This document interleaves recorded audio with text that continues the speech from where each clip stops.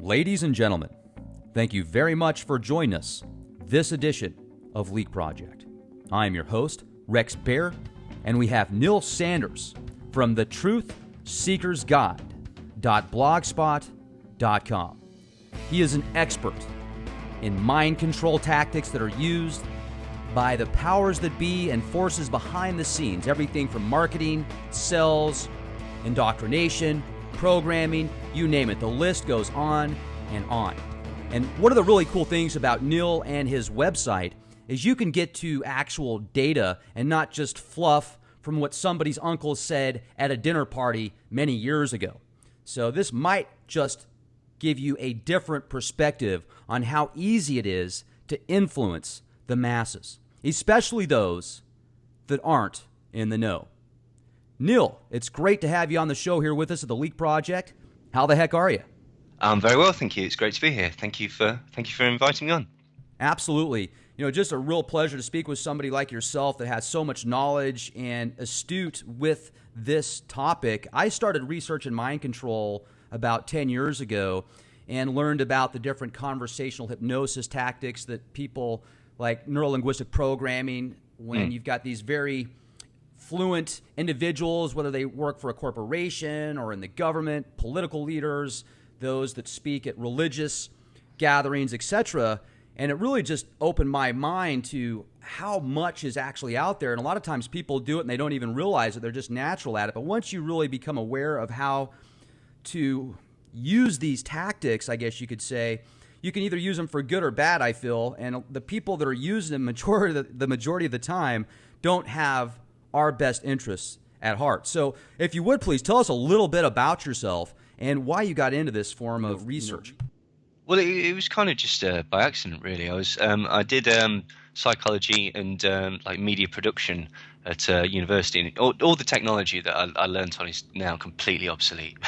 but this sort of the techniques and what I discovered was that psychology actually bleeds into advertising quite a lot, and even something as basic as just constructing an advert or constructing a scene in a film. There's a lot of thought that goes into it, playing on like instinctual drives and that sort of thing.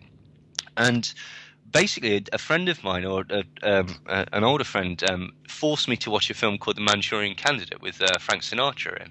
And I was quite young, so I wasn't really that keen. But it blew my mind because it introduced me to different concepts, like the concept of essentially a false flag assassination attempt, but also obviously the mind control, and it really struck a chord with me because I've been sort of learning about Freud and the subconscious mind and a little bit about how hypnosis worked and stuff like that, and I started to think, oh yeah, that's fairly plausible, to be quite honest. So from there on, I sort of got into reading the books, really. You know, Colin Ross and Jim Keith and John Marks and Dave McGowan was very, very good. His book was superb, in fact. And just started from then on, that gave me sort of avenues to look into. And you know how it is. Once you start to learn something, everything you see sort of starts to pique your interest. And so all of a sudden, different newspaper articles about, say, companies like Raytheon testing voice-to-skull technology on prisoners, all of a sudden piqued my interest in a way that it hadn't in the past. Or the British Army utilising SAS soldiers who've got complete perfect, or what they would call a perfect psychopathic personality, and trying to emulate and paste their brain patterns onto other soldiers so that they could all be this perfect psychopath, which is ideal for a soldier, I suppose. And just started to sort of amass more knowledge, really, just reading around the subject. And I was amazed how much declassified documentation there is. I mean, with MK Ultra itself, there was 149 sub-projects that we know about. I mean, basically, a whole series of papers was discovered by mistake. Some by John Marks, who put a Freedom of Information Act in, and some were sent to were filed under the wrong sort of heading, and so were discovered completely by accident. But as I said, from there you discover that there was 149 at least subprojects in mind control in just the American program. And they cover the entire gamut of social control, be that propaganda or social influence, or right down to the really sort of personal stuff, like trying to control your thoughts and control your actions and turn you into, well, essentially a remote-controlled robot. Right. You know, it's funny too because I watched a program the other day on Netflix. It just came out. It was kind of a low budget film, but it was actually pretty good, especially the concept. And I brought this up one time before. These kids that were going to, I think, Caltech University, they were working on this technology to be able to read somebody's mind. And they finally figured it out.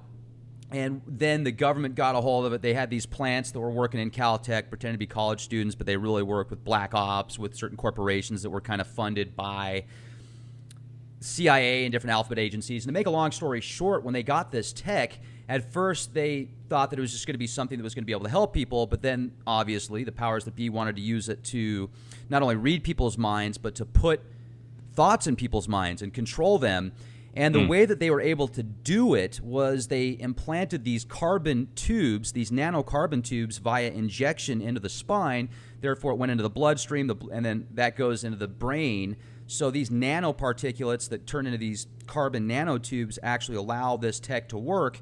And then they said, well, why don't we put it in the vaccines? So when babies are born, we'll inject them with this tech. And there's been a lot of stuff on alternative forums that have talked about trial runs where they've actually used certain nanotech in vaccines like the swine flu vaccine. I don't have any verification of that, but with so many of those being made in China nowadays, how easy would it be for a government like China, or even just influences of the government, people behind the scenes, to put that kind of stuff in this technology? Are they already there at that level, or is that next gen stuff? Well, I mean, John Lilly and Antoine Raymond were talking in the sort of late 60s, early 70s about the ability to put implants into people's skulls with just a few. It sounds quite barbaric, but apparently it's quite painless and quick. Injecting straight through the skull and leaving what would be called a guideline, so that you could basically put an implant in to whatever degree. Now, obviously, that is slightly different to what you're talking about, but this was obviously, many years ago. I have heard of in other sort of medical faculties the concept of sort of directed injections that sort of, if they put them in the correct place in the bloodstream, they can get to the correct organ or whatever. So I would suppose it's entirely plausible. With to be quite honest, with most countries, they have more broad systems of control that keep people in line, to be quite honest. So could they do that? In theory, I suppose, yes, they probably could by now. Would they do that? I don't know that they would deem it totally necessary at the minute, because there are dozens and dozens of hidden and not so hidden control mechanisms that basically make the majority of people not be aware of what's going on, and to paraphrase Noam Chomsky, not even be aware that they're not aware of what's going on. Right.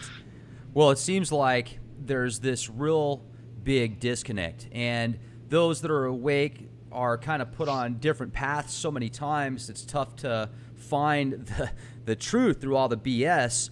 Yet Absolutely. we continue to search for it. And then you've got those that have the cognitive dissonance to the point of they don't want to know, or they just won't accept it, even if it's right in their face. And I think that a lot of that has to do with the psychology, the conditioning, the programming, the subliminal stuff that's out there. But talk to us about some of these documents and research that you've been able to obtain that would just blow somebody's mind, literally. Well, I mean, just to sort of go to your immediate point about cognitive dissonance, perhaps, and that sort of thing.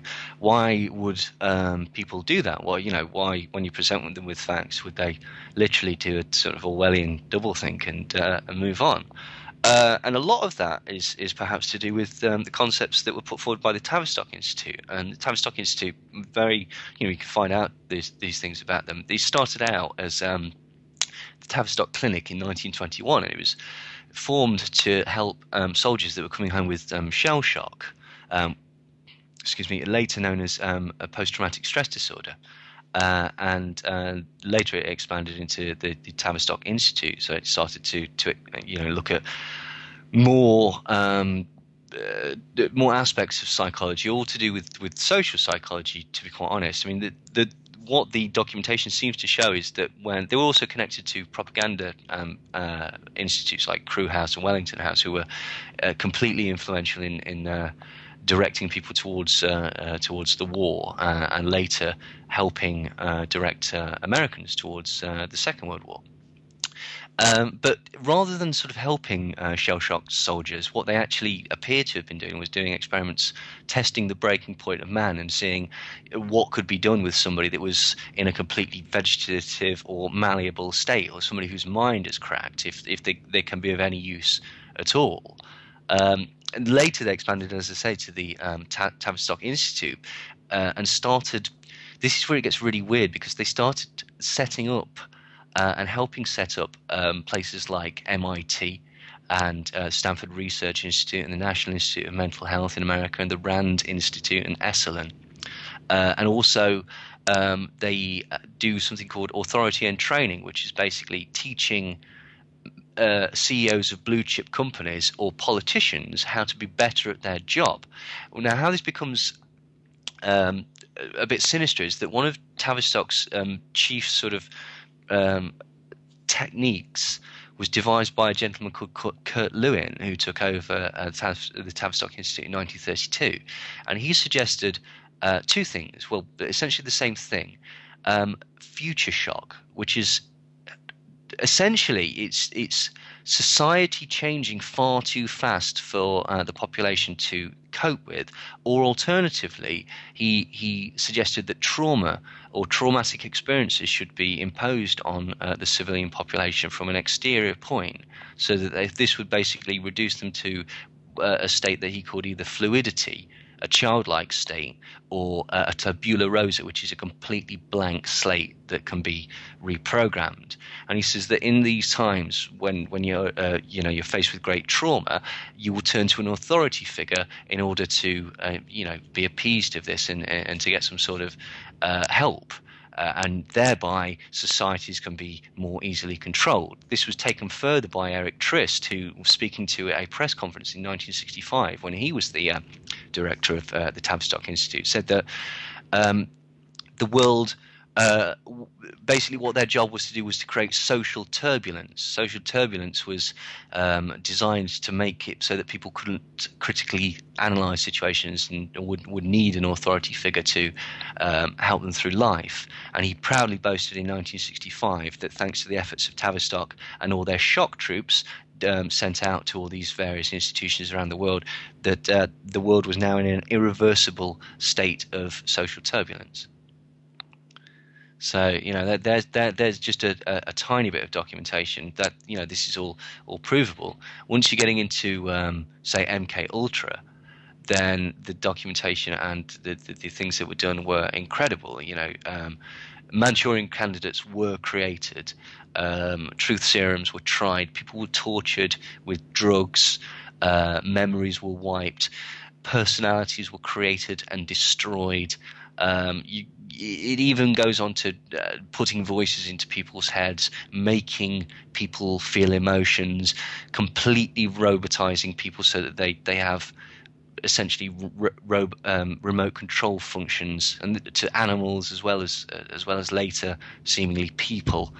It was monstrous. It was absolutely monstrous. A lot of it involved, drugging people, torturing people, keeping people isolated. And a lot of it was, this is the overarching reason that America apparently got into mind control was as a response to communist methods of mind control that were shown during the Korean War. But it actually it transpires that the Americans had started their investigations into mind control many years before the start of the Korean War. So this was in itself a mind control program. But what was most horrifying was that a lot of these experiments were done on unwitting citizens, unwitting civilians, and they were done under the guise of medical procedures that were designed to help people, specifically people with depression, postnatal depression, and alcoholism and that type of thing. So it got pretty monstrous. Let me talk to you about some of the MK Ultra stuff, because from the research that I have done, and I haven't even been able to get, I'm sure, a tenth of what actually took place, but talk about some torture stuff where they would take people, fill their drinks up with LSD, hook them up to these lights, or into these brain sensory mechanisms that messed with what they would see and feel. And then I heard stuff about how children would be literally killed in front of other children, and that would cause some type of fragmentation of the brain, so that they could have these different alters and different personalities, and they'd see other babies in cages that were shocked and stuff like that. Is any of that available public record, or do you think that that is not true? Well, when it comes down to torture, a lot of it is on record. I mean, the point with a lot of the experiments was to do the breaking of man. A lot of it has actually been denounced as torture. Now, this is where it starts to get a little bit fuzzy, because Joseph Mengele was doing experiments that seemed to be pertaining towards mind control, certainly at other Nazi institutes and concentration camps. They were doing experiments with mescaline and other drugs in order to break the will of prisoners, as I say, like a sort of a truth serum in an interrogation scenario. And one of the things that he did was he tested a thing called trauma bonding, which was basically really traumatizing children in incredibly vicious and violent ways, sometimes making twins kill their sibling. And this would apparently, it sounds strange, but basically, if you institute enough trauma to a person, basically you can destroy their ego, essentially, beat down their sense of self, to the point where basically they blame themselves for anything and everything that happens. But more strikingly, subconsciously, they know that you're more powerful than them, and that you could kill them, or you could cause them incredible harm. You could do whatever you wanted to them. So when you don't kill them, or I know this sounds very, very strange, but when you don't kill them, it's deemed as showing mercy, which is interpreted as love, which is why you get these strange instances where basically, well, this is how pimping works, essentially, or how people are sort of drawn to bullies, or people stay in violent relationships. Not in all cases, obviously, but this is the principle, and apparently this was done by Mengele. Now later, I think what you might be talking about with the other ones are people like Kathy O'Brien and Bryce Taylor, and some of the stories that they might have told, and that's debatable. They seem very, very plausible. There are a lot of elements that make it believable. There are a lot of elements that sound fantastical. That's not necessarily doesn't necessarily mean that it's not true. And there's something very strange, because those two sort of seem to fall out, and each one of them started calling the other one fake for a time. I don't know if they've still fallen out, but it's strange. I mean, certainly Paul Benassi, he was connected to the Franklin scandal. He talked about children being murdered and him having to murder children. Now, he was essentially sent to prison for perjury, and then later exonerated and awarded $1 million, I believe. And basically, in the court case, they admitted that he had multiple personalities that were brought on by torture, including breaking his fingers, forcing him into a sex ring, and burning cigarettes on him, and that type of thing.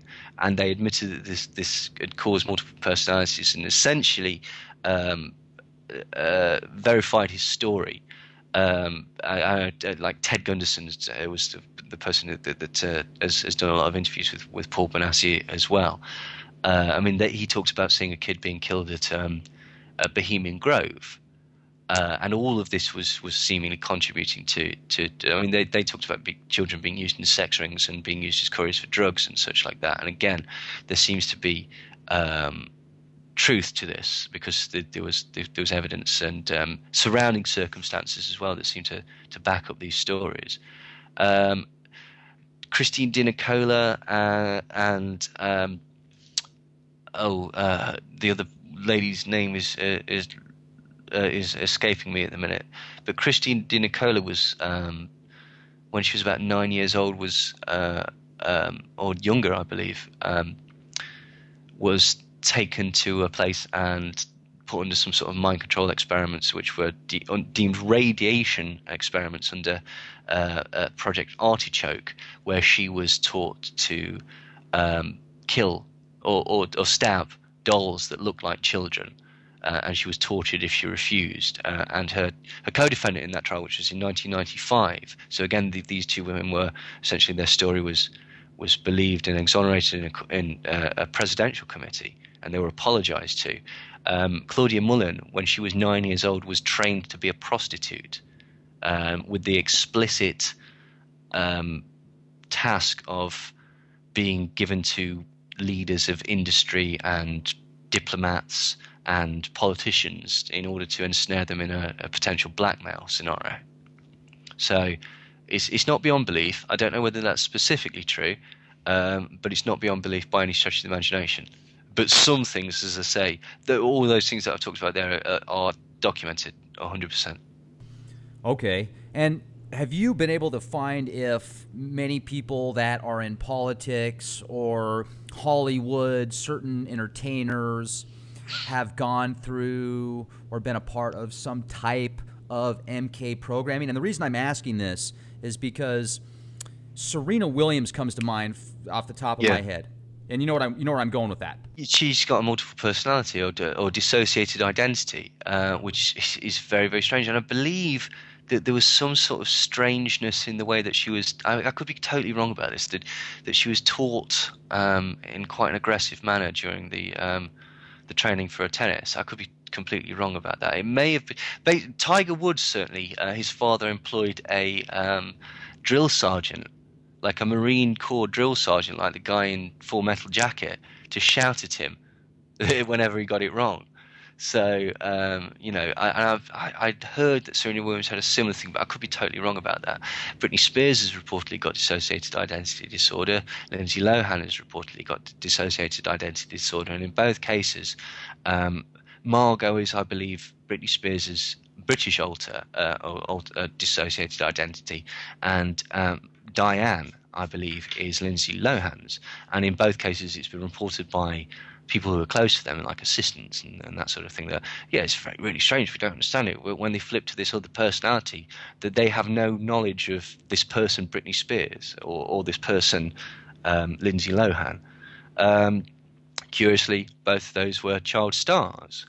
I mean, it depends how speculative you want to be, really, because, you could also tie it into sort of comments that have been made by people like Corey Haim, and recently Elijah Wood, and various other people connected to that film, An Open Secret, and various other people throughout, recent years, that Hollywood is a nest of paedophiles, essentially, or that there is easy access for children in that industry.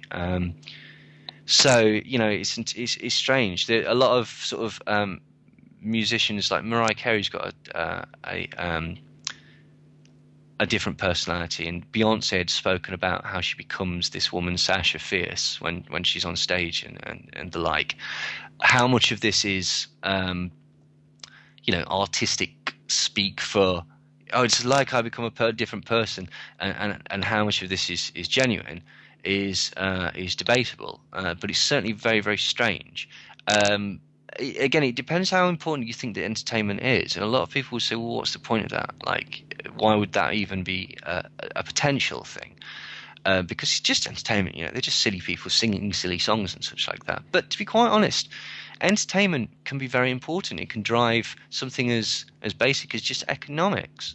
It can sell huge amounts of products and make billions and billions of pounds for different devices or companies all over the world. But also, if depending on how paranoid you want to get, when you're not at work and you're not asleep, that's the time that you can start sort of summing up your life and going, it's not very good, this, is it? It seems like there's terrible, terrible inequality in the world, and everyone's really angry and like directing it in the wrong direction. Perhaps if we sat down and had a chat, we could, oh no, I can't do that because Top of the Pops is on, or whatever. Do you know what I mean? So there is an argument that entertainment is vitally important and the type of entertainment is vitally important for the sort of the continuation of society. And anything that's sort of too anti-establishment or too against the grain, that makes people start to think, perhaps will get stepped on. And you have seen examples of this with, like, you know, hip hop, for example, like Public Enemy, and the rise of gangster rap. You could even take it to basically Suge Knight and Murder Inc. and Jay Prince and somebody else, Dame Dash, I believe. I could be totally wrong about that. We're trying to start a record company together. Would have been a huge black-owned record company. Now, mysteriously... Wait, can I jump in real quick, Neil? Yeah. Did you just say that Prince was about to start a huge record No, label? so Jay Prince. He's a southern hip-hop record. Okay. I was like, wait a second. Prince just died. Was that... No, okay. It wasn't that. But all right, this was you. a few years ago, basically. And then, lo and behold, there was all these sort of federal indictments looking into how these companies were connected with drug money. And what was bizarre was the one that was connected seemingly to CIA drug money, Death Row. They seemed to get away with everything. The ones that didn't were Murder Inc. And although they were later exonerated of any connection to the Supreme Team and that sort of element of organized crime, it cost them over $100 million or something like that in legal fees, and they never got it back. So it destroyed their business.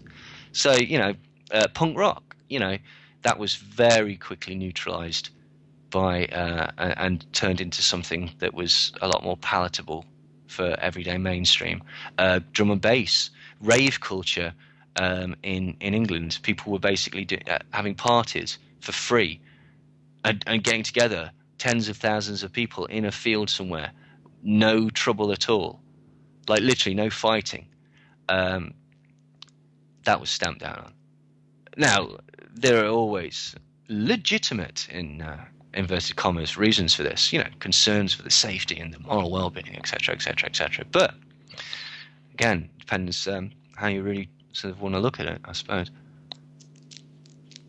Also, I have done some research into, I think it was several years ago, actually, the New York subways were testing some type of technology that could actually send voices into the subconscious minds, or not into the subconscious minds, but into the mind of somebody, so they're actually hearing it like you're talking to them right there. Have you done research into that stuff?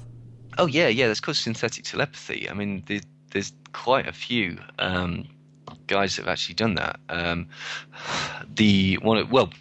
One was nearly tried actually in the Waco siege. There's a chap called Igor Smirnov, and he's actually Russian, but he has this device that's called the Smirnov pattern, and what it does is it plays like ambient noise.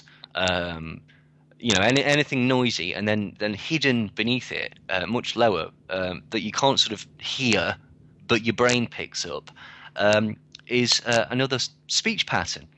And what they were specifically going to try during the Waco siege, they got Charlton Heston to record a monologue where he was going to be God, appealing to David Koresh to peacefully come out of the compound. And they actually genuinely were going to try this. They only sort of backed out at the very last minute because Smirnov they said, what's your chance of success? And he said 70%. And he says, what's the absolute worst thing that could happen if this goes wrong? He says they could all go crazy and slit each other's throats. And so they decided to pass up on that and thought it would be far more sporting to set them on fire and then machine gun them to death instead. But they were going to use this this voice to skull interface. There's quite a few. There's Silent Sound, or S-Quad, that was actually used in the first Gulf War. And what this does is, again, it it's suboral, and it beams. There's two ways that it can work. It can either just hit you with sort of feelings. I'll come on to that in a minute. That's a Ross Addy thing. What it essentially does is it puts messages into your head, like hopelessness inducing messages that you can't ignore, so that you just completely give up. This is why you see all those shots that were from the first Gulf War of like literally hundreds of Iraqi soldiers with their hands above their heads, all walking towards the American lines. Well, apparently they were in concrete bunkers, well embedded. They could have been there for months and months and months. Or maybe that's an exaggeration, but basically there was reports of 5-star major generals giving up whole battalions to a remote-controlled helicopter with a video camera on it, and that sort of thing. A couple of times American soldiers did actually. There was one very famous, now incredibly difficult to get hold of speech where one of them says, yeah, well, they were deep embedded, and then we'd sent a couple of speakers over, and lo and behold, they came out. And speakers refers to these speaker systems that were on the bottom of helicopters or on the back of Humvees. And, you know, this is again admitted. The company that, not by the American military, they deny it, but the company that actually made the technology for a time boasted about this on their website because they were very, very proud of their accomplishments. And then the company was bought up and the website completely disappeared. It's not putting voices into people's heads, but there's numerous people that have done voice to skull or synthetic telepathy. Michael Persinger's done it, and Andrija Puharek did it in a very, very simplistic way by putting a speaker in a filling in the back of your teeth. And a transmitter in another one, so that you could pick up radio waves. And actually, Lucille Ball of Isle of Lucy fame, she reported to the police that she was picking up radio waves, and they thought, this is kind of nutty. What are these people saying? And she says she'd uncovered a Japanese spy ring in Hollywood. And they thought, again, this is a bit balmy, but you know, we'll go along. And lo and behold, they uncovered a Japanese spy ring. So bizarre, but true. Now, the most terrifying of all these types of technologies is an extension of the Pandora project by a gentleman called Ross Addy. What they discovered was that for each distinct mood, say happiness, sadness, fear, there's a distinct wave pattern that your brain emanates or gives off that is picked up on an EEG machine, and this is universal. Basically, love looks like one thing, hate looks like another thing, etc., etc. What they found was that if you replicated these signals and put them on a microwave and fired them at a person's head, the brain would not be able to distinguish between this and an organic signal. It would assume that this was a real signal, and it would act accordingly. And there's no way that you can detect this, and there's no way that you can turn this off. So it can turn you into it can basically, within a second, put you into an absolutely psychopathic white-hot rage, and there's nothing that you can do about it. Now, do you think that there's a possibility that some of these recent mass shootings, I'm not even going to say the Orlando one, because I think that there is a lot more involved with that than we're being told, yet some of the previous ones, like James Holmes, if you saw the look on his face, whether or not he did that, he looked like he was completely blasted out of his mind on some type of, pixie dust mind control or something. Well, he looked to me like he was on Thorazine and struggling desperately to try and stay awake in the trial period, certainly. Thorazine was, one of the tested drugs for mind control. It doesn't, necessarily prove anything. But certainly with James Holmes, that his sort of lack of coherence about what happened, and I seem to remember him not remembering doing it, or something like that, or being very shocked that they'd arrested him because he didn't think he was involved in it, or something along those lines. But it's certainly possible, and it's certainly doable, and it's been tested, and it's been shown to be tested by the actual declassified documents. There was the other guy. Was it the Navy shooter? I may be getting mixed up. The one person basically, I believe he killed some Marines. I may be totally wrong about that, but he was complaining that he was being bombarded with microwave weaponry, and this was again, I believe, just dismissed as, well, there you go, he's obviously insane, that's why he did it, case closed. But these technologies do exist. I mean, in the Russian parliament, I believe it was in the 90s, a Russian politician called Vladimir Lopatin, um, based on the experiments of Igor Smirnov, called for these weapons, psychotronic weapons as they were called, to be completely outlawed for use, particularly against civilians in Russia. So they take it seriously, and they do exist. Basically, as I say, there's been numerous experiments. One of the most recent ones was Raytheon, which is a weapons company, and they were experimenting in voice to skull reasoning, like you say, putting messages into people's heads. Now, let's take that to the next level then. If there's a couple crafty tech gurus in their garage, I mean, if they had the right stuff, it sounds like it wouldn't be that difficult to create this type of technology yourself, put it together.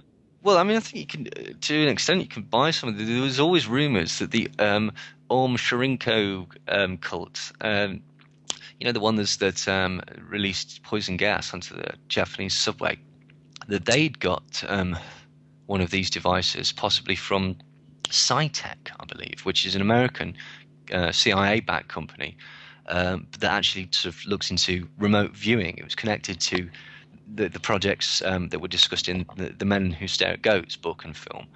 And it's people like Inga Swan and John B. Alexander that actually were, or at least were, the heads of that particular department. But yeah, so in theory, yes. I mean, the thing is, basically, I think it'd be very, very difficult to actually find the specifics behind any of the technology, because there's huge gaps in the documentation. For example, there's lots of stuff about hypnosis and how effective that can be used, and it goes against all the sort of accepted wisdom on hypnosis that your common or garden hypnotherapist could do. I'm a hypnotherapist myself, and I couldn't do any of the stuff that is recorded in the MK Ultra documents. And I'm pretty good, I'm not the best, but I'm not bad. But I couldn't do any of those things. Now, my suspicion is that basically there's huge gaps in the material. I think in order to make these hypnotic techniques work, you would need a degree of trauma and a degree of isolation and manipulation on the well-being of the subject first. Not in all cases, but I think in order to do the things like make people split down personalities and shoot their friend and not have any memory of it, which was all recorded, all documented, would need an element of trauma. And similarly, I think with the mind control technology, I think age struggle really to find any schematics or anything like that.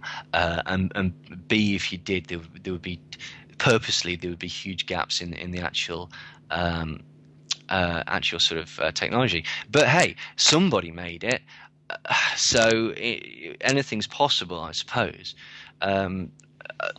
How much money you would need and how much know-how is debatable.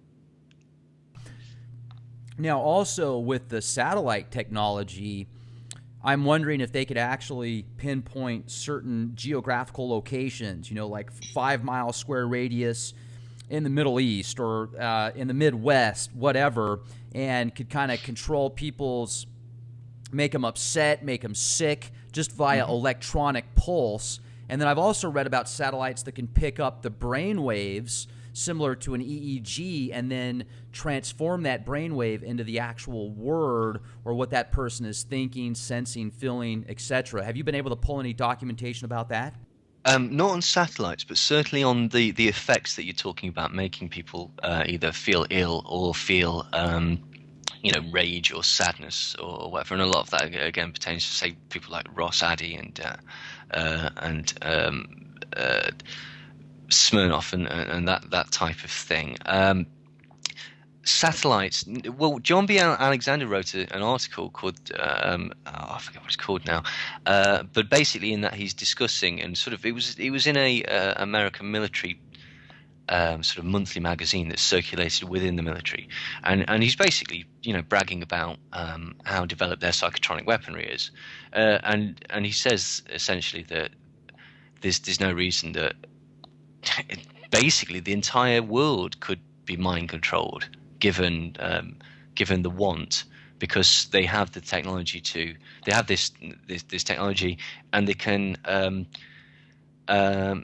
transmit it at great distances. I mean, as early as the 60s, this involved implants called stymosevers, but people like Jose Delgado that strongly believed that for their own good, the general population should be turned into robots. He had developed in as early as 1965 remote control operation that could run to 3 miles.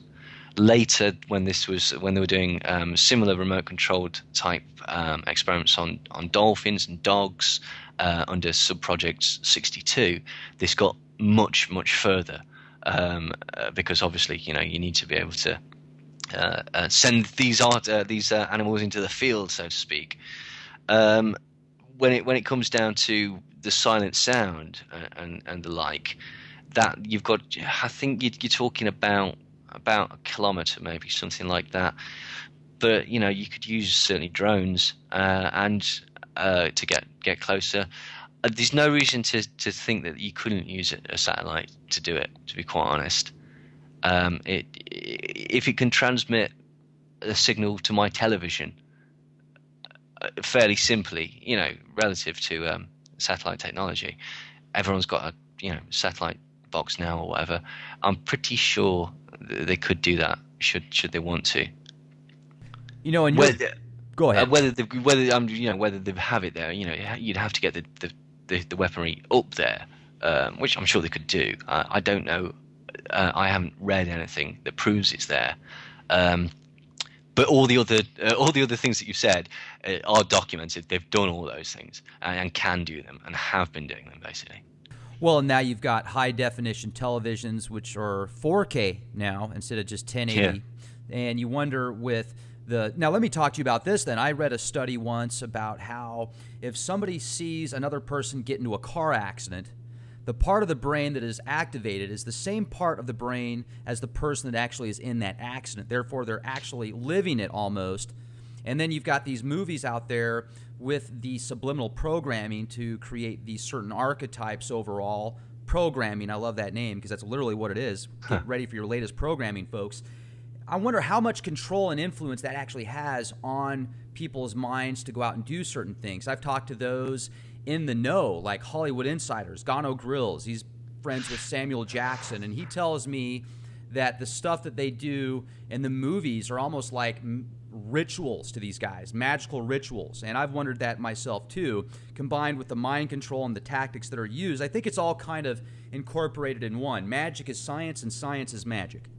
Well, first I want to talk to you a little bit about television, but then please don't let me forget, I want to talk to you about a thing called stochastic terrorism, and how it can affect all sorts of things, to be quite honest.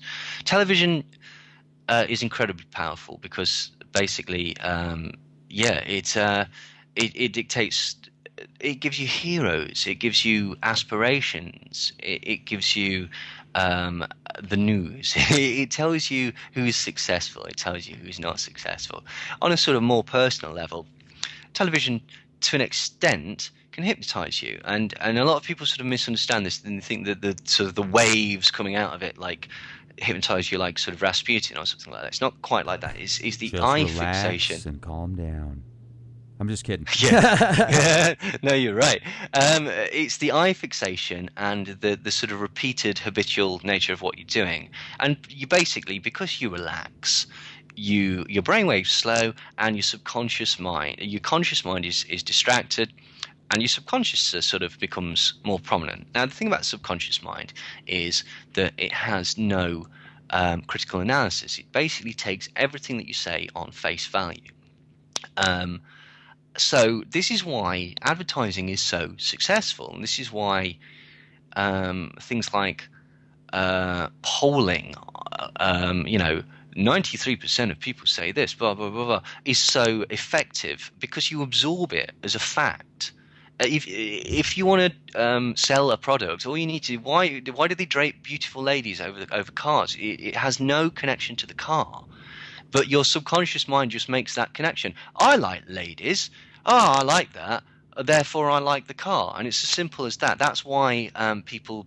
That's why, again, celebrity endorsement is so incredibly powerful. And a lot of this is to do with instinctual drives because basically social information is vital. If you see the person lose, if we're cavemen and that person's made fire, if I go and watch how he's made fire, well, I might be able to make fire and therefore might be able to survive. And in a modern situation, that person's quite successful. He doesn't worry about his bills or etc. He gets to do things that he likes. If I absorb some of the lessons that he's learned, I can be a bit more like him, and then perhaps I can be more successful in my life. And so this is how incredibly influential television can be, and that's before you go into the sort of the hidden element. For example, you'd be astonished how many programs are sponsored by the military, like Jag and films, obviously Top Gun, but things like the Transformers films and such like that. And I say numerous, they're all escaping me now, but numerous television series um, and various other media outlets are sponsored by the military. And often there's a sort of quid pro quo sort of thing. Like in England, we have this program called Top Gear that I think is on America as well. But basically, every so often they'll Good have. series. Yeah, it used to be. They've changed the presenters now. They have lots of military equipment on and stuff like that. But the sort of flip side of that is that they always advertise the military charities, and also basically it makes the military look good. And so it's a very sort of quid pro quo type of thing. This also happens in the writing of television programs um, and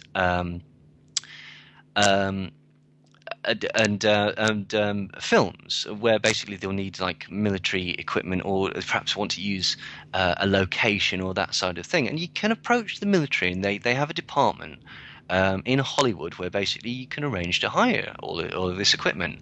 However, they get final rewrite of the script. They might not change a lot, but fundamentally you're not making the military look bad. In fact, you're making the military look good. Sometimes in a very overt way, sometimes in a very, very subtle way, just making it look cool. And what's the point of that? It's to aid recruitment. And it's to aid sort of popular support for the military. And by proxy, popular support for foreign policy campaigns, because, obviously that's what the military does. So thereby, yes, television can be incredibly influential. If you want to see a very obvious example, just look at any new fashion trend that's started by a celebrity or started by a television show. In England, after Friends came on, everyone wanted to go and sit in coffee shops, and that's why Starbucks and all these other sort of coffee shops sort of piled into England. They didn't exist in England before Friends. We had cafes which were actually you sat down and had a meal and and that sort of thing. But that sort of sitting around lounging having coffee culture was totally alien to England until Friends came along and sort of introduced us to it. I don't know whether it was a big thing in America, to be quite honest, but it certainly was afterwards, wasn't it?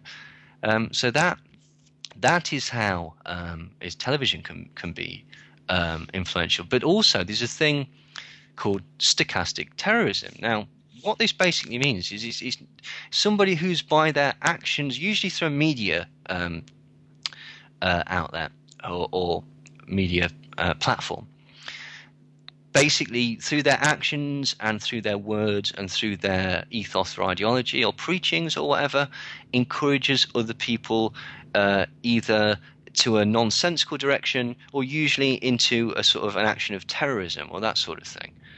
And basically this could be seen as somebody like, say, an Osama bin Laden character, who obviously tells people do this, do this, do this, and that might appeal to some disenfranchised youth sat in Afghanistan or whatever, and he might go and blow himself up. So that would be a form of stochastic terrorism. You could also say that of certain media people like I don't know, Sean Hannity, Bill O'Reilly, Rush Limbaugh, that sort of thing, who through their actions and words might give people a rather blinkered view of the world, which might encourage them to hate the wrong person, take all their anger out on that, and go and beat them up and probably beat them to death or something like that. So that could be a form of what would be called stochastic terrorism.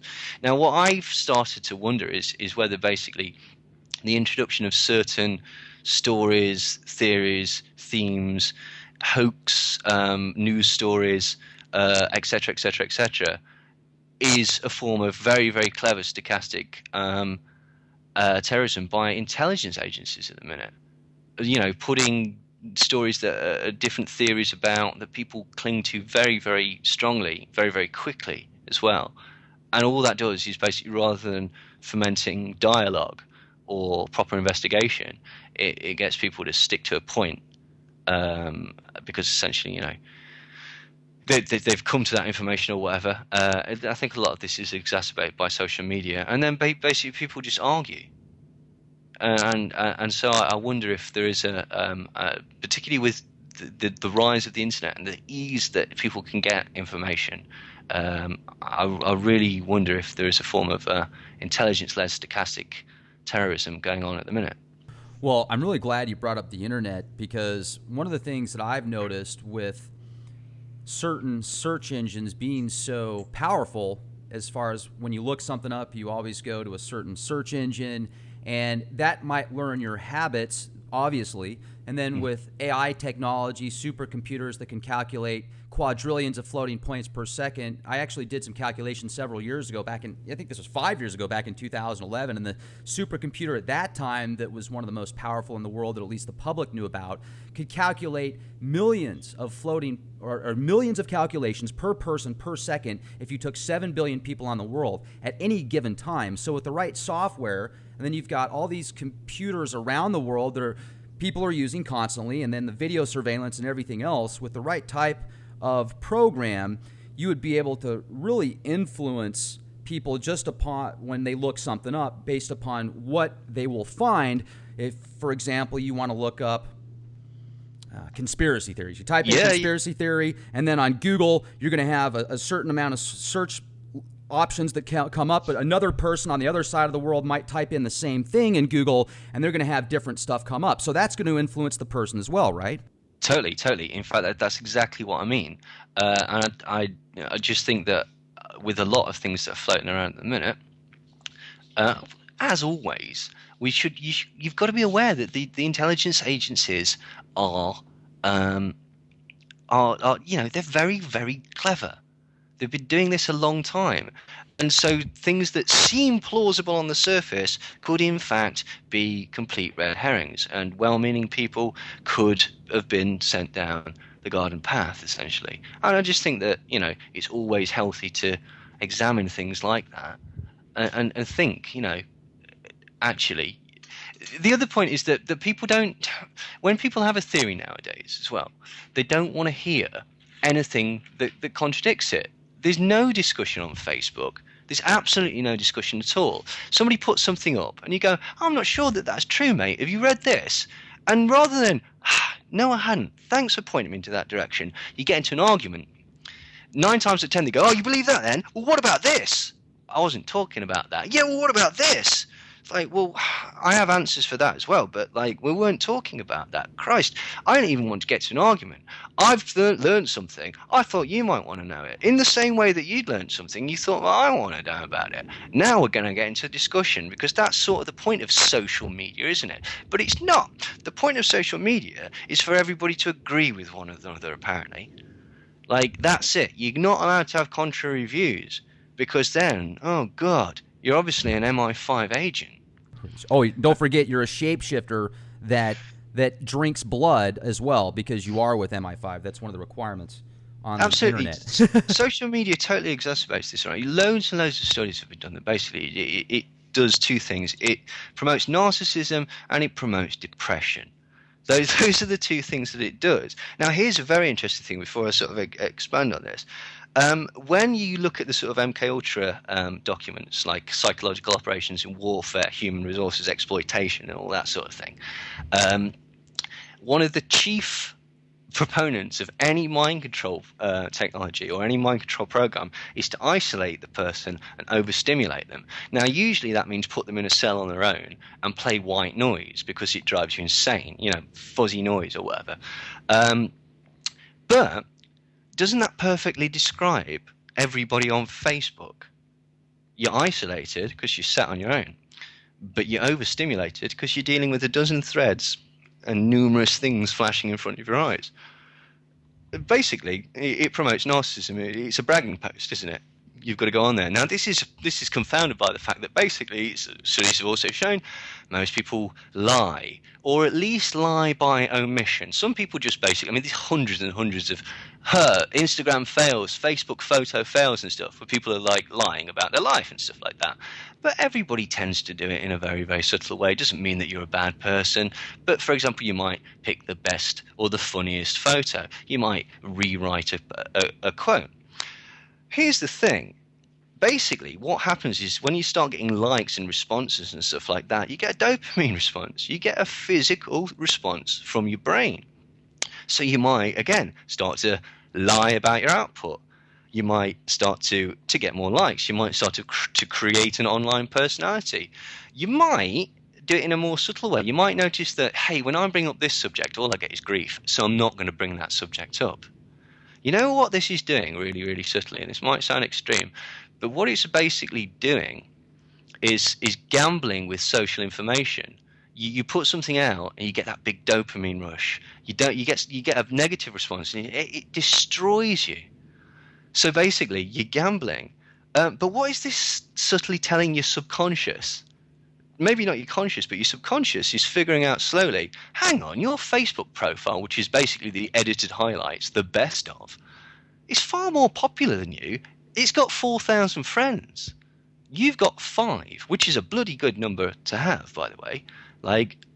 But what's that teaching people, particularly young people, particularly people who are more prone to the need to latch onto groups because they're socially vulnerable or not particularly good at mixing with people in the physical sense.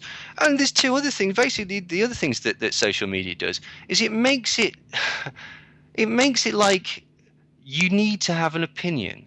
And that at first that you need to have an opinion, and secondly that your opinion is far more important than it actually is. And so you get people like, I haven't seen this, not until I've seen this. Well, you don't get to see that. It's nothing to do with you. Remember who you are. And the other thing with Facebook and any social media is you can fall into the habit that you think you're actually accomplishing something. Oh, I've posted 17 articles about the New World Order today. Look at me, I'm an activist. You're not an activist. You're lying to yourself. Get off your arse and do something. If you want to, that's fine. It's fine to do all of these things. But for crying out loud, don't use that as a way to look down on other people, because that's all I see is people putting out information, okay? And then when anyone has a counter view, they jump on them. And then all their supporters jump on them. And it becomes very, very nasty and very, very schoolyard. And I think that the thing is as well, people can get away with it on social media because there's often not, you don't see I was horrible to that person. And what a horrible thing to do. You don't see the immediate response. You've got a separation because of the screen, which is very, very akin to you ever heard like photojournalists in war situations saying, I just keep the camera in front of me because that separation makes it not real. Well, in the same way, it's not the same as getting into an argument with somebody in the street. Most people wouldn't say the terrible, hurtful things that you say on social media to somebody's at the face. And the other point is the context of it. Like, if you post something up and you've really thought about it, okay, and you've put your heart and soul into this post and you post it up, and somebody comes along and goes, yeah, you're a wuss, man up, and then just goes. Well, to you who's posted that, that's like somebody's done a drive-by at your mum's, basically. Like, that's so like, oh my God. Like, to the person that's posted the insult, they're probably never going to think about it again. So there's this disconnect in how people actually react. And the final nail in the coffin is that on Facebook and all social media, you've got an audience. Despite the fact that you're alone, you've got an audience, and you have to play up to that audience or risk that audience's wrath. So you might be put into situations where perhaps you're not going to let them talk to you like that. You're not going to let them punk you, are you? Hell no. No, I'm going to bring out the big guns and insult them in a really nasty way, or whatever. And again, all of these things, you just I find it quite distasteful at times, to be quite honest. But emerging technologies, what can you do? And when you get into the social media thing, it seems as if now, if I ever look out at there's a bunch of people walking around, it seems like 3/4 of them are on their cell phones with their face in the phone. Even if they're hanging out with their friends or coworkers, the phone now, if you're not on the phone when you're standing around, it's almost like you feel awkward. That's the kind of presence that they're getting out there. You wake up in the morning, you pull open your phone if you're the kind of person that gets on Facebook first thing to check out what everybody's having for breakfast and what the new emoji is of the day. And it really kind of not only gives you this disconnect, but like you said, this narcissistic archetype. I find that fascinating that you bring that up.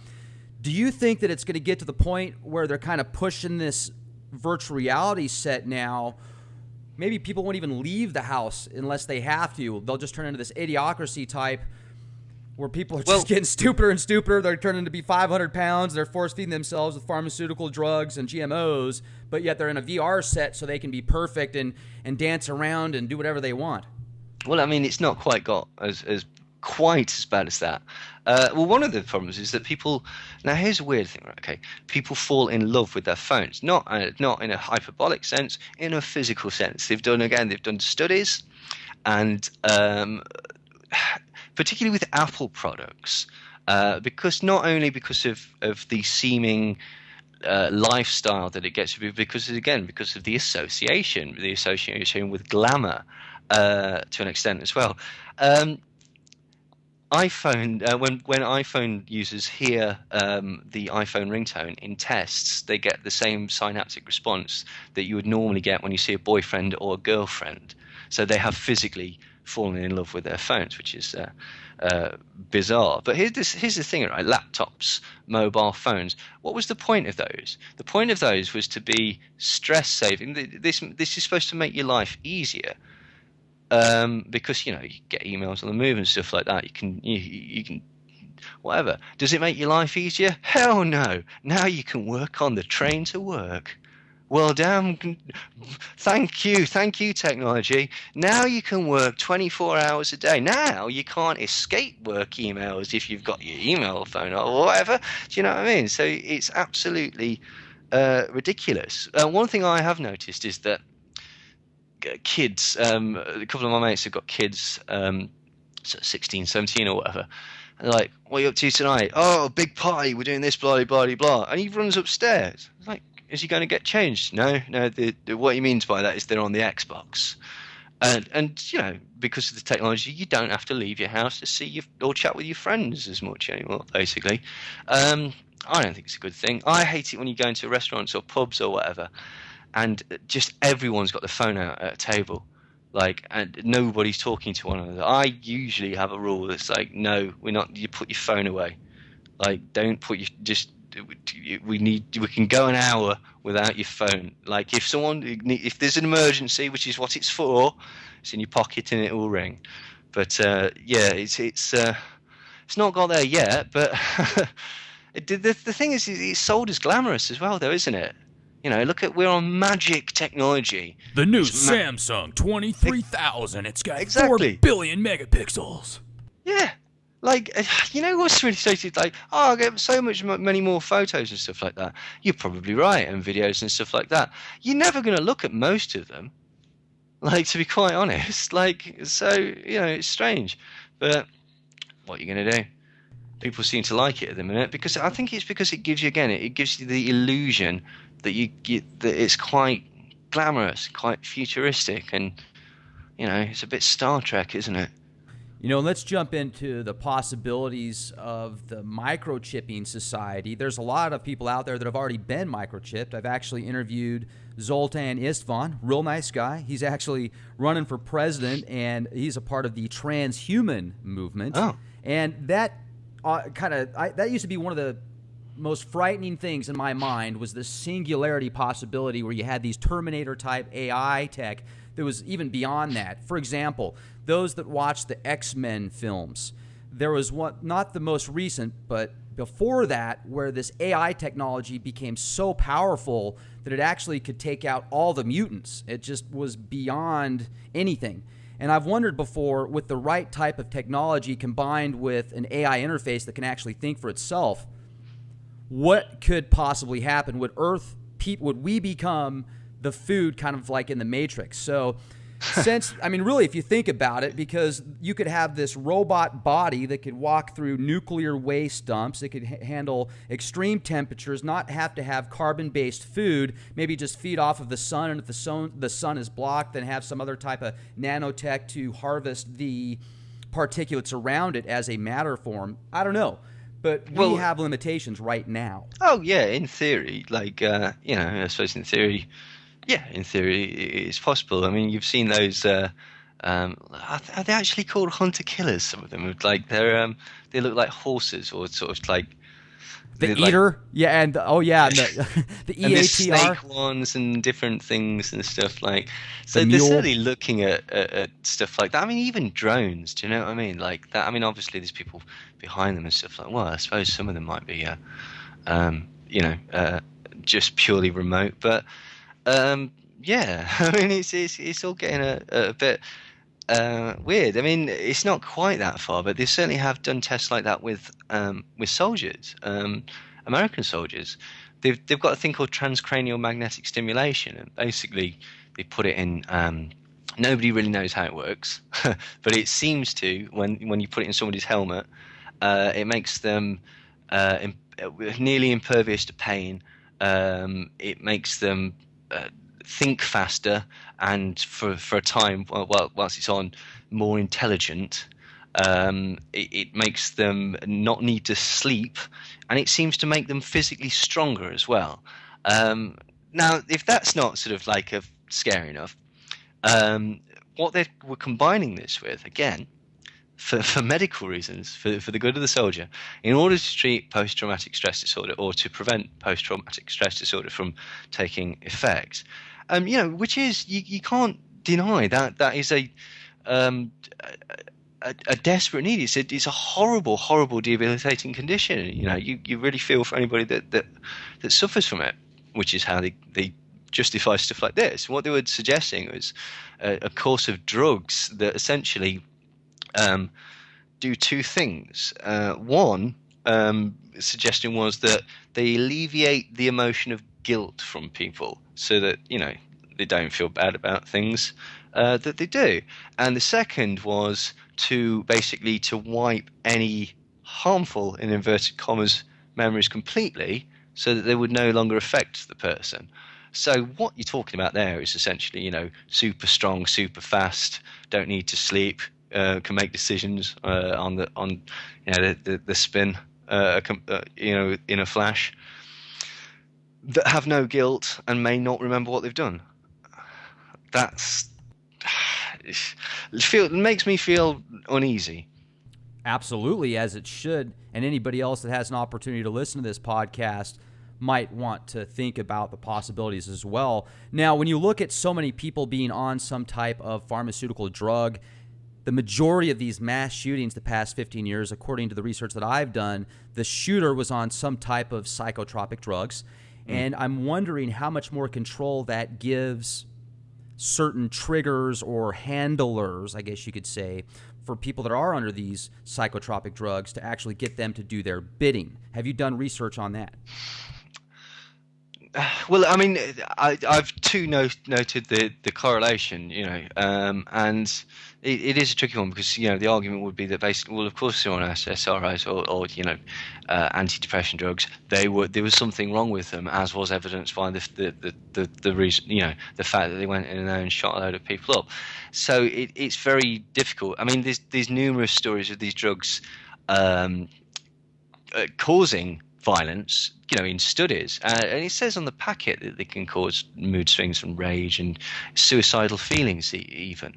Often, it leaves people with a very, very blank feeling. I mean, here's the big thing, right? Again, and this isn't even a conspiracy theory. This is a fact. Not that it's all been facts, but you know what I mean. This is admitted.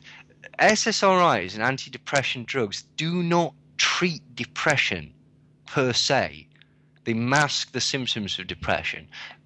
You know what? If it's working for you, that's great. That's absolutely great. But there are perhaps more effective things that can be done. And so, yeah, it's very strange. You can certainly hypnotize people when they're on SSRIs with no problem at all. It doesn't affect their concentration in that sense. So it's certainly possible. It is certainly possible. Whether you need it is a point. I mean, perhaps so. Perhaps it does act as some sort of conduit, or greases the wheel, so to speak, or whatever. I don't think you'd need it. But then again, I don't know what technology they're using at the minute. So I can only go off the things, the snippets that they occasionally leak out in newspapers reports and technological reports, and that the scientific manuals and stuff like that, usually boasting, and it's only after you read it that you go, my God, these people, what's wrong with them? But I mean, at the minute, as one of the most sort of public things was putting different thoughts in people's heads. They were transferring people's essentially personalities, or they were transferring thoughts between chimps and stuff like that. So there are numerous ways that you could make somebody go into a school, or go into a nightclub, or go into a public area, or wherever, and start shooting. And there's numerous ways that you could do it. I mean, you could do it with hypnosis. Now, again, most people will tell you, and this is true for 99.99% of hypnotists, you can't make people act or do something that they would not normally do in their normal life, or go against their moral code. Now, George Estabrooks, who was an MK Ultra doctor, said that this is basically nonsense, that given the right conditions, he could make any man commit treason, murder, or suicide, and this person would never know that they'd done it, and never know that they'd been hypnotized, particularly if they committed suicide. But you get my point. Now, there are three ways that I think you could do it. You could frame it as a moral action.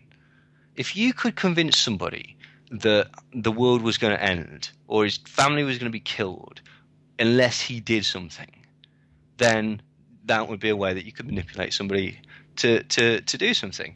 You could also frame it as a mundane action. This would take more skill, but apparently this is what happened to Sirhan, the apparent assassin of Robert Kennedy.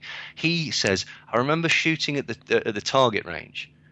I remember drinking Tom Collins's, and then I was shooting at the target range, and then everyone jumped on me. And that's so. The suggestion is that he was thinking he was doing a relatively mundane action, and unfortunately, the target turned out to be Bobby Kennedy. I actually think that Bobby Kennedy was killed by Eugene Caesar, who was the guard stood behind him. But that's another story. And then the final and most devious way that you could convince somebody with hypnosis to do something terrible is by instilling so much trust in them that they would never think that you would do anything to hurt them. And this is really grim, but it's basically like, jump off that building, and you'd be going, oh, that's insane. But I trust this person so much that although it looks like I'm jumping off a building, I know that he would never let anything bad happen to me, and you jump off the building, or shoot the person, or whatever, and only realize far, far too late that it was too late. So there's very, very many ways that you could influence somebody to.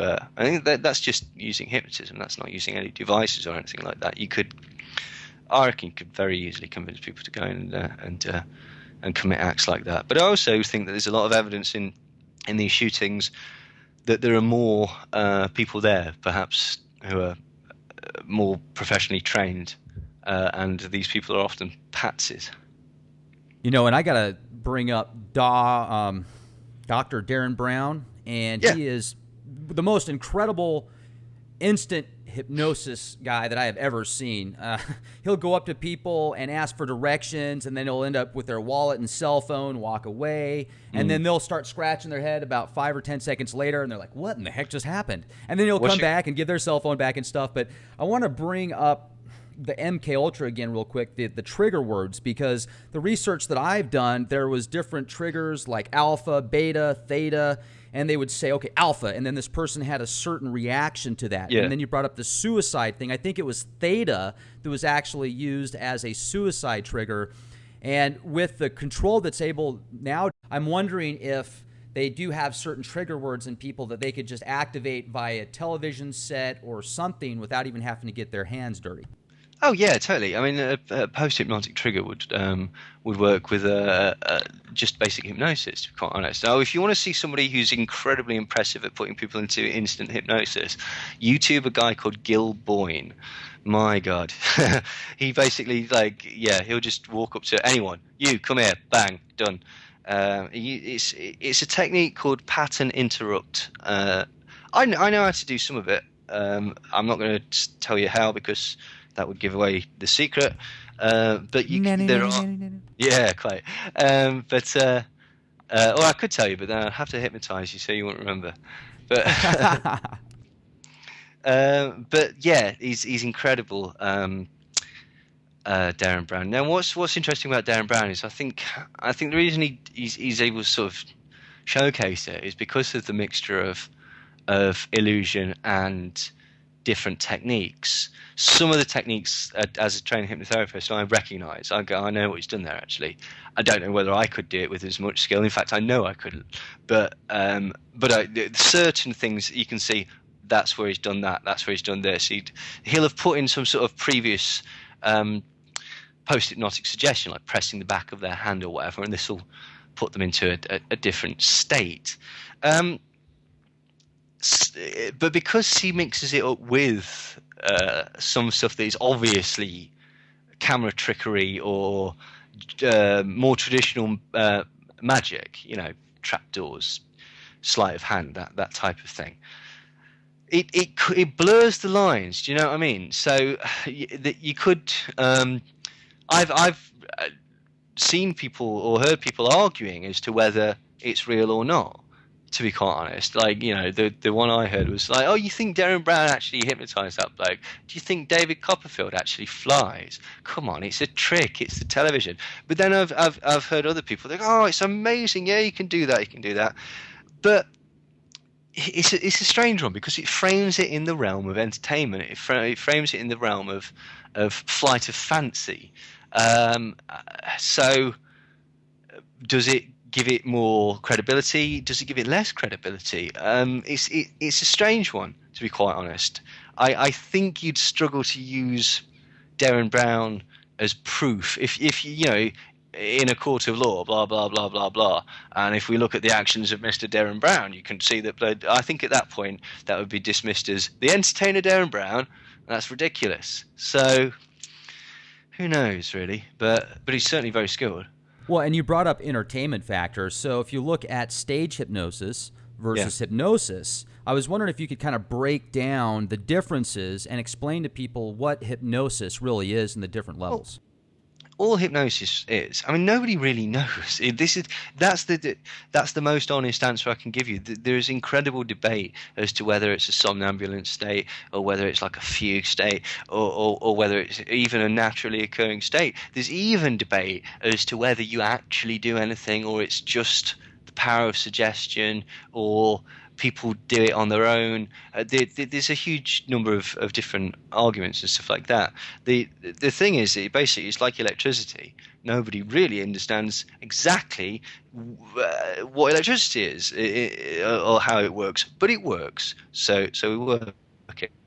I understand that we understand amps and things like that, but there are faculties and elements of electricity that we don't understand. We just have to. There's lots of things we don't understand, but they work. All that hypnosis is in the sense of a hypnotherapist is he's putting someone in a lovely, nice, relaxed state, getting them lovely and relaxed, so I can have a chat with your subconscious. That's it. There's a lot of misconceptions. You're not asleep. You can hear everything. If you wanted to, if something made you feel uncomfortable, or you just decided you didn't like it, you could totally just open your eyes and stand up and just say, no, don't want to do this no more. You can resist it if you really want to. Of course, 9 times out of 10, because people are paying you and they've got a problem that they want to solve, they don't do any of these things because that would make it far more difficult, basically. The other thing is, as a hypnotherapist, I don't really hypnotize you per se. I know the circumstances in which you will go into hypnosis. That might sound a bit airy-fairy, but I hope you understand what I mean. I don't physically do something to you. I just, it's not dissimilar to a sort of meditative mantra state. In fact, that's exactly what a mantra does. Is it distracts the conscious mind or gets you into a habitual loop whereby your subconscious mind can start to flourish, basically. So with stage hypnosis, there's great debate as to whether people just do it because I've never had it done to me and I've never done it. So I don't know. There is debate as to whether people are just going along with it because they've got an excuse to do it, and whether they're doing that on a subconscious level or a conscious level, if you understand. Do you know what I mean? It gives their subconscious license to do something that they wouldn't normally do, and so they go along with it. And to them, they were like, "Oh, I was powerless to it." So I suppose it would be not dissimilar to the concept of like, "Oh, we're at the end of the football, and I don't know why, but we all just kicked in this shop window. I don't know why I did it now, actually." Do you know what I mean? Kind of being swept along with it, because essentially, again, that what that is called is deindividuation. It is a type of hypnotic effect whereby people take on the attributes of the larger crowd. Right, and also when somebody does stage hypnosis, I've researched they actually look for people that have certain characteristics when they start. They'll say certain things, and depending on the reaction of the crowd. Yeah, there's a number of tests like clasping hands together, or just basically there's a thing where you say you've got a book in one hand and a balloon in another, and you will always pick the person that is most responsive to it. And then you'll go backstage and put them into a trance and put in these post-hypnotic triggers, essentially. Because you're not really, I think it's still illegal to actually publicly show how hypnosis works. I think it's illegal to film it. Because then people might try it. It's not. That makes it sound a lot more. It's very strange because it's incredibly effective. Incredibly effective. It can. I've witnessed it solve what could be deemed physical symptoms, things like acne and psoriasis, and obviously things like nail biting, irritable bowel syndrome, habitual scratching, self-harming, smoking, overeating, all of these things. I've seen it and used it, and it's worked, and worked permanently. So it's a bizarre old thing. So, and just to tie it back to what we were talking about, I suppose, the CIA had infinite or seemingly infinite resources, and because of the war, the means and the needs to test it. I mean, just with hypnosis, they were doing things like, I say, splitting personalities and embedding spies. One of the things was the Joker A and Joker B, whereby they got this guy who was sort of, all-American apple pie Marine, and split his personality and turned him into a card-carrying, America-hating commie. And but personality A would ultimately have control and access to all his memories. and so they'd drop him off in behind enemy lines, and he would get in with the enemy seemingly as a traitor or a defector or whatever. They would later capture him, seemingly or whatever, and be able to access all his memories. So, and apparently this was going sort of backwards and forwards between various factions during World War II. So, stranger things have happened. Absolutely. And you also brought up the group consciousness a minute ago. The research that I've done, if there's a whole bunch of people together, I can't remember how many, but it actually affects the IQ of that lowers people's IQs at that time. Is that correct?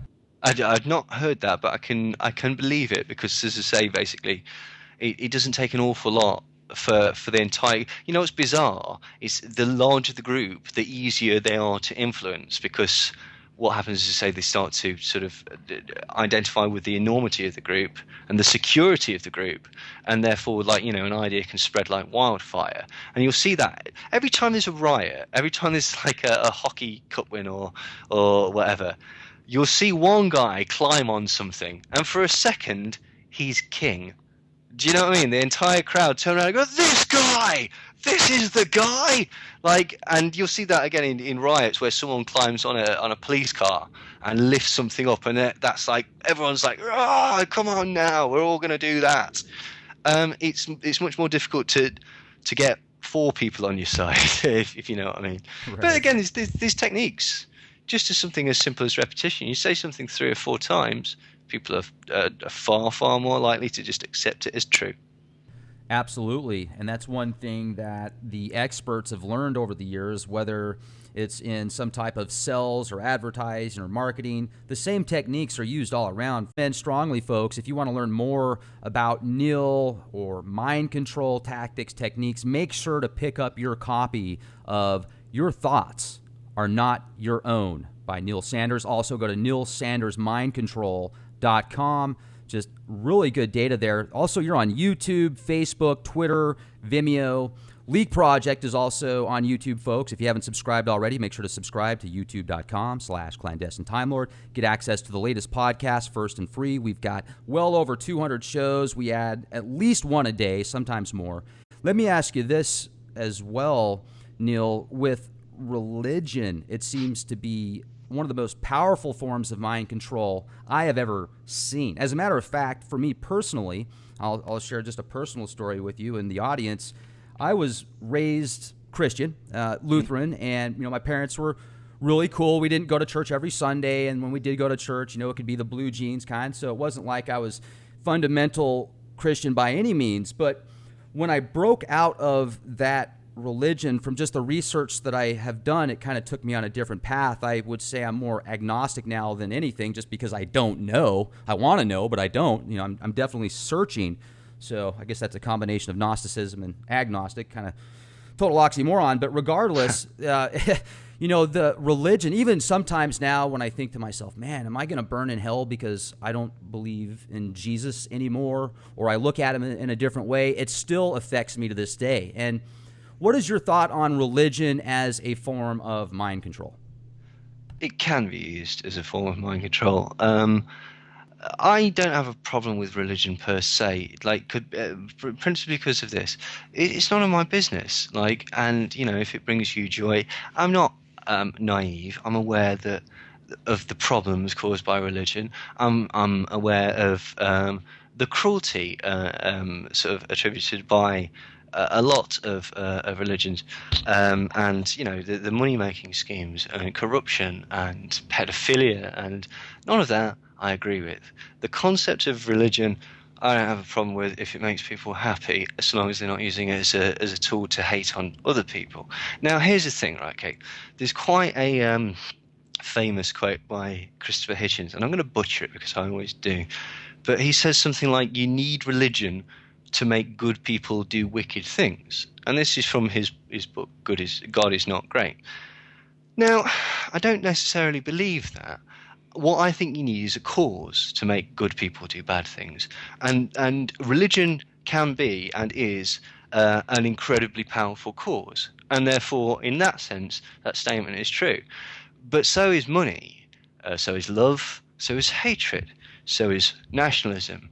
That anything, I think it becomes a problem when it becomes extremist, or it dictates that you hate other people, or it dictates that you feel a certain way about other people, or if it starts to control your thoughts. Now, you can take very, very good things from all religions, but there are also very, very hateful things in all religions. Yes, it's an incredibly powerful tool for mind control. It's sent entire nations to war. But so's commerce. So's, xenophobia. So's racism.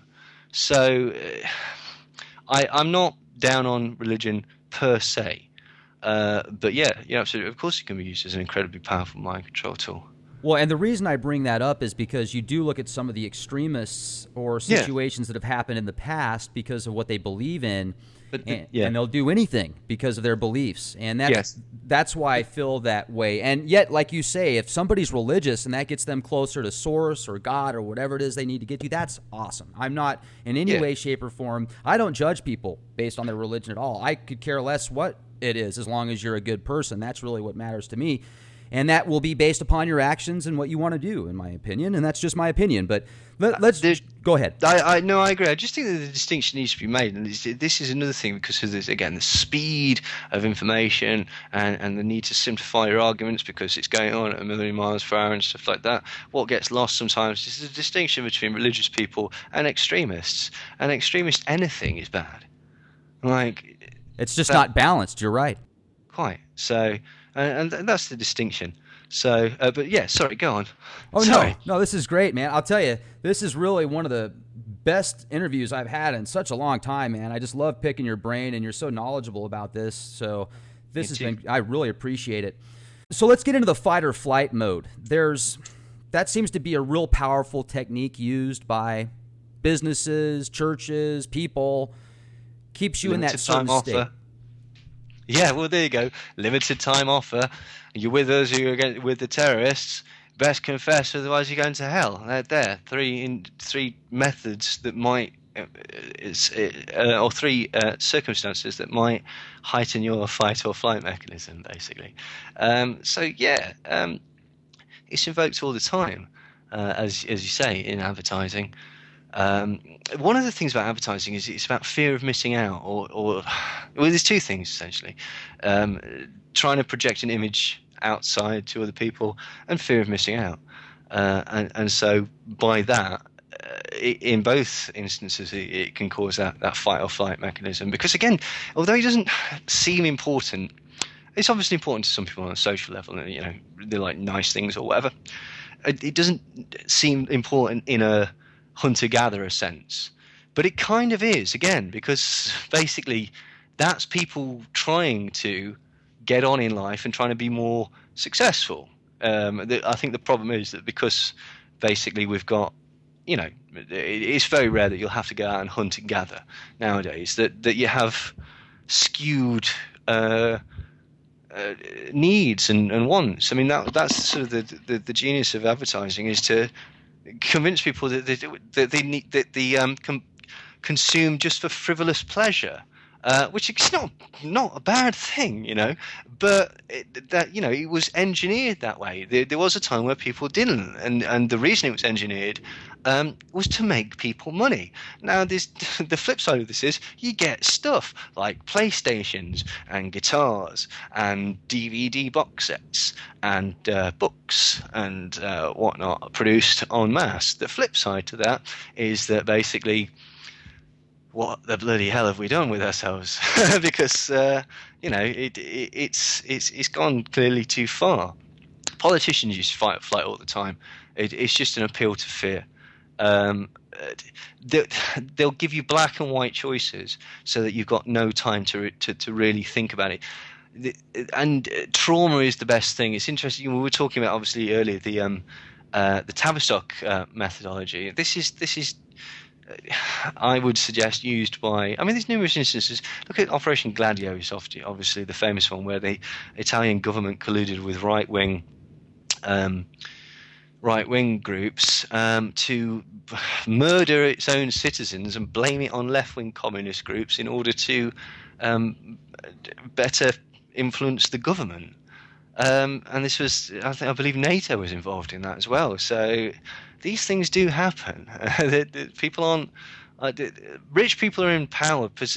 Civilization is in place, and they want it to stay in place exactly as it is, with perhaps them getting better off. So yeah, absolutely, it's totally utilized all the time. And what it does is say it just turns you into, you need to react, and it limits your choices. You don't have time to think when you're in fight or flight mode. You know, a lion is running towards you. You've got two choices: you can punch it or you can run away. The choice that is not available to you is to go, lion, eh? Well, let me think what I can remember about a lion. No. Wait. Let's think about this sensibly. Let's just think about this sensibly. And well, if he's jumping at me like that, it's going to take him out, and you're dead. So that's the point. And your brain again knows this. They're terribly good. People in power and people in advertising, people who wish to influence you in one way or another, are appealing to subconscious influences, subconscious instincts. And usually in such a way that by the time you've realized that you were tricked, it's too late. Like when you've come home from the shops and you've put on your Air Jordans, you're like, these aren't comfortable, and I can't pay my light bill. Damn. But they look good, man. They look good. What it's all about the shoes. Jordans make me laugh because, like, essentially, what was the point of Jordans? So that you might be able to play a bit like Michael Jordan. Right. Okay. They're so expensive. You're not going to play basketball in your J's. Like, are you stupid? Like, you know, like, it amazes me. And they cost about 30 cents to make in Indonesia or China or somewhere. Man, it's crazy. Yeah, that's the power of marketing right there. But this is exactly the same. The point it's a perception. Do you know what I mean? Everything is worth as much as you think it's worth. iPhones aren't worth that much. Diamonds is the key one. Essentially, you know, due to the I mean, they don't quite have it anymore. Essentially, due to the monopolization of the market by De Beers and the limited quantities that they release, and them setting the prices. Diamonds, you know, cost a lot of money, and they're synonymous with glamour and love and engagement rings. You've got to buy a diamond engagement ring. Well, before 1948, you didn't. Diamonds weren't expensive in the early 40s, particularly because of the war. And diamonds aren't expensive. They're not rare. They're not rare in an economic sense because supply vastly outweighs demand. So why do they cost so much? Well, because of a marketing campaign by NWA.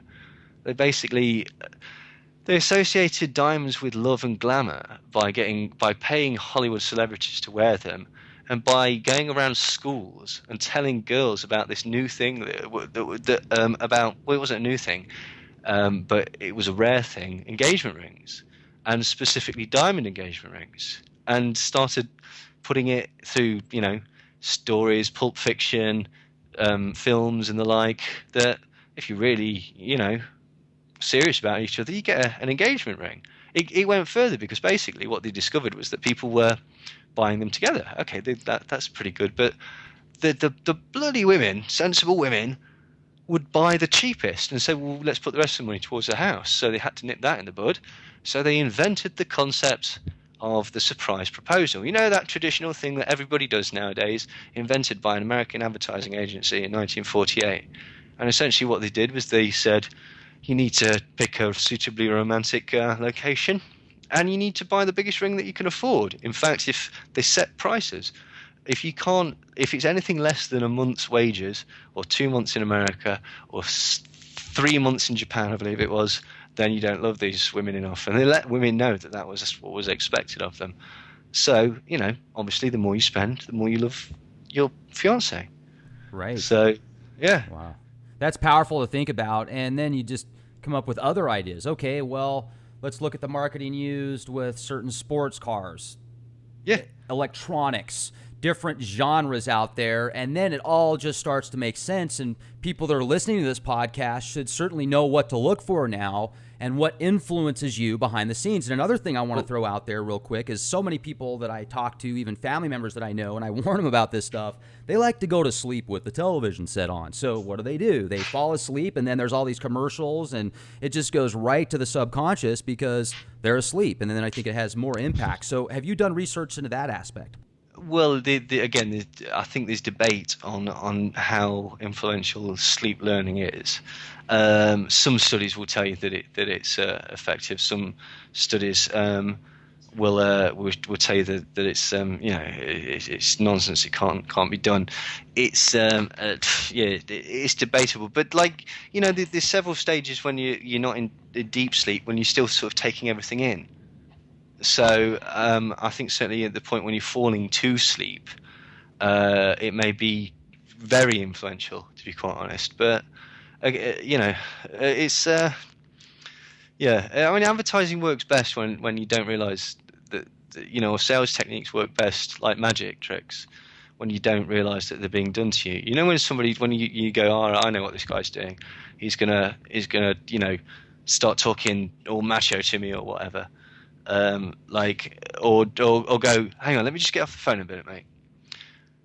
Yes, sorry, mate. I've just spoken to my manager, and he's looked over your sort of purchasing history with us, and really shouldn't do this, but because you've been a good customer, I'm gonna knock $50 off the overall price. Yeah, does that sound good to you? Yeah, that sound right? Do you want to go for that? Nice one.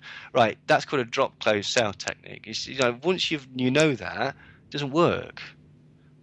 Do you know what I mean? It'll offend most people, but yet there's those out there that like to be sold sometimes, and they're just looking for that. And they're like, "Oh yeah, that sounds good, okay," which is totally cool either way. It's fine. It's retail therapy. I mean, it's terrible that you. That's a perfect name. I love that. But it does, it makes you feel better. But the problem is are these things really real, or are they aspirational? And the problem with things is they start to own you. The more stuff you've got, the more stress, and the more The Sims. The Sims computer game. Oh yeah. Nobody got that. It was supposed to be a satire. What nobody seemed to pick up on was the more stuff you bought, and the wealthier your character became, the more problems you had, and the more unhappy your character was. And apparently, the writers of the game wrote it as a satire, but literally nobody understood it. So it managed to slip everyone by. But that's a good point. Well, here's the two things I wanted to say this about, because you mentioned cars, right? Here's the two principal ways that you sell cars, right? Well, how you sell most things is you appeal to their instinct or the reptilian brain, because your reptilian urge will always win. And then to make sure you justify intellectually. So you sell it as either a weapon or as a way to get sex. So most cars are like, you get this, you're going to look sexy, someone might have sex with you. And then the intellectual way will be like, it's a status symbol. It shows that you're successful. You deserve it. You deserve 5-star crash test rating. Yeah, exactly.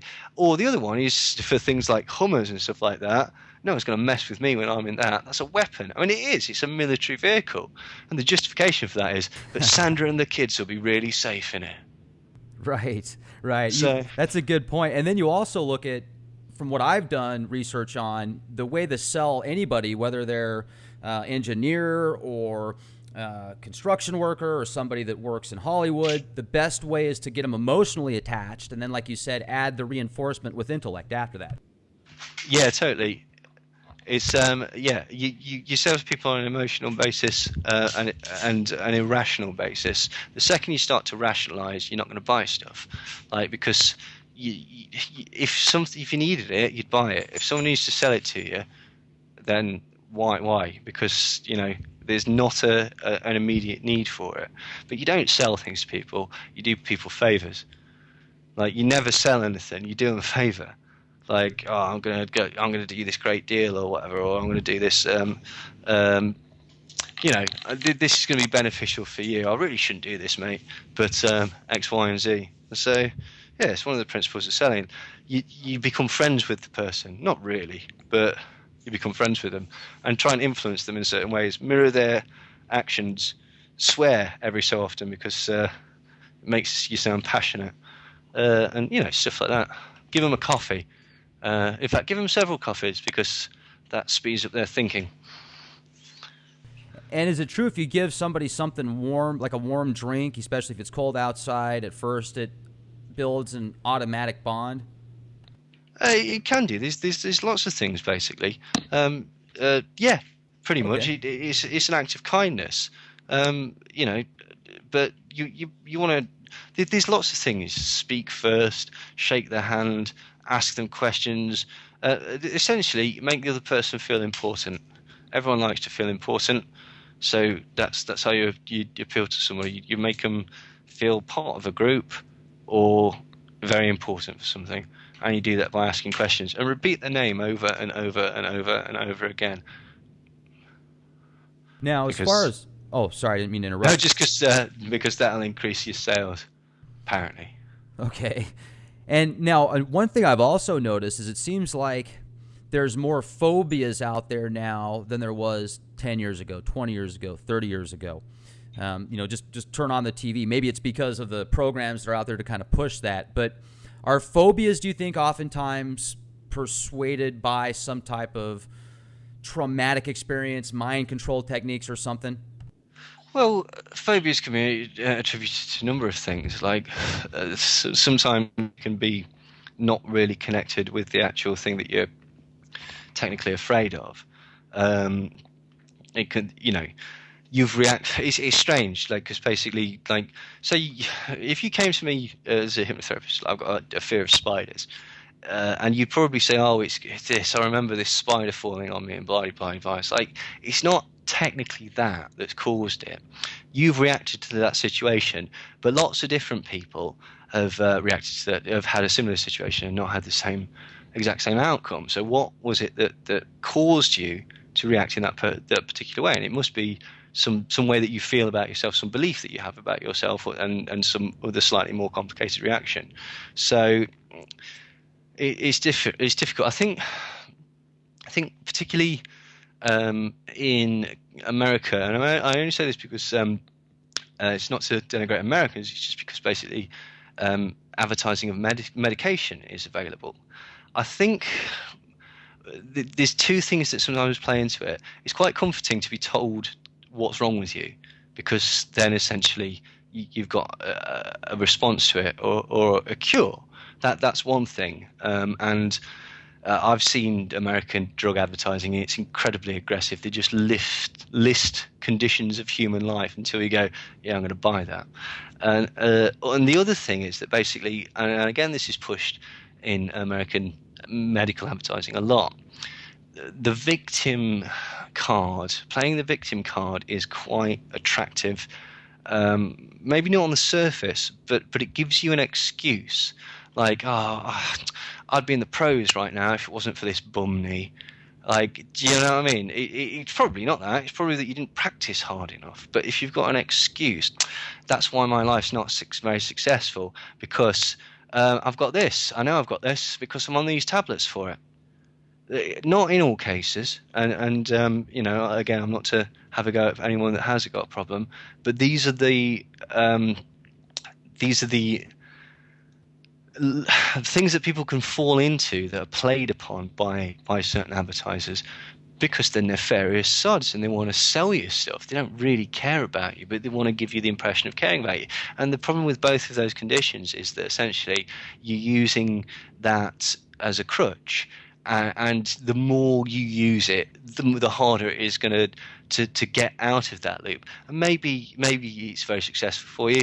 Maybe it's the best thing that's ever happened to you. Maybe it won't actually have a detrimental effect. In some cases, it will, because sooner or later you're going to realize, damn, this doesn't work anymore, or I've been left behind by all my friends who are off doing this because I can't go because X, Y, and Z. And that's even before you start to get into all the sort of negative and horrible side effects of drugs and stuff like that. So it is a minefield. Right, absolutely. And once again, I'd like to recommend our listeners go to neilsandersmindcontrol.com. He's also on YouTube, Twitter, Facebook, Vimeo, and the books your thoughts are not your own. Now, you've got more than one version of that, don't you? Yeah, well, it's in 2 volumes basically, which was it was meant to be one, but it was too big, and it was just like it would have just been too expensive to sell to people if it was in one. So the first one was broken down into sort of the nuts and bolts of sort of MK Ultra and the American and the UK and some Russian and communist mind control methods and all the various declassified documents and people involved in it and the doctors and the methodology and the technology and various aspects. It tries to sort of run the whole gamut of that, and then it sort of talks about the Phoenix program, which was a sort of campaign of terror against civilians. That was a campaign that was spurred by the CIA essentially in the Vietnam War. And then it finishes with an essay that talks about, it sort of expands on Dave McGowan's work and talks about the fact that possibly the explosion in serial killers was maybe a domestic Phoenix operation, because essentially all of a sudden American citizens were faced with this new terror that struck at random, it killed without sensible motive, killed women, killed children, killed men, killed in your own home, killed when you were hitchhiking, killed when you were walking through a dark park. And again, fear is a very effective way of controlling people. And the second volume is called Marketing, Movies and Music, and it looks at all those. It looks at advertising, the construction of brand, various aspects of how marketing tricks you, and the sorts of nefarious tactics that they use. The film industry, the news media, the music industry, and then it finishes up with an essay talking about the hippie movement and the possibility that basically that was an experiment by the CIA, principally because all the people that were supplying the drugs were CIA agents. So that was my first clue. But yeah, they're both available on my website, but they're also available on Amazon as well. Which they're a lot cheaper, and they're on Kindle, because I know everyone, that's the way that people do things nowadays. It certainly seems to be kind of taken over. Now, have you seen a movie that was released about a year and a half ago called American Ultra? No, I haven't, but I've been told about it, and I keep meaning to watch it, but I haven't got around to it. It's Jesse Eisenberg, isn't it? And apparently he discovers it's like a mixture between The Bourne Identity and Naked Gun or something, isn't it? Apparently, but yeah, I'm aware of it. Right on. Well, Neil, this has just been a pleasure to speak with you. I really appreciate you taking time out of your busy schedule and coming on here with us at the Leak Project. And once again, folks, make sure to check out Neil's website, neilsandersmindcontrol.com. He's got a really cool blog on there, and the book, 2 parts, Your Thoughts Are Not Your Own. Thank you, Neil. I really look forward to speaking with you again sometime. Oh, it was an absolute pleasure. I'd be delighted to come back anytime at all. Fantastic. And folks, also, I just want to let you know real quick, make sure to subscribe to our YouTube channel, youtube.com/clandestine timelord, leakproject.com. Stay safe and be the change you want to see. This is Rex Bear. Good night.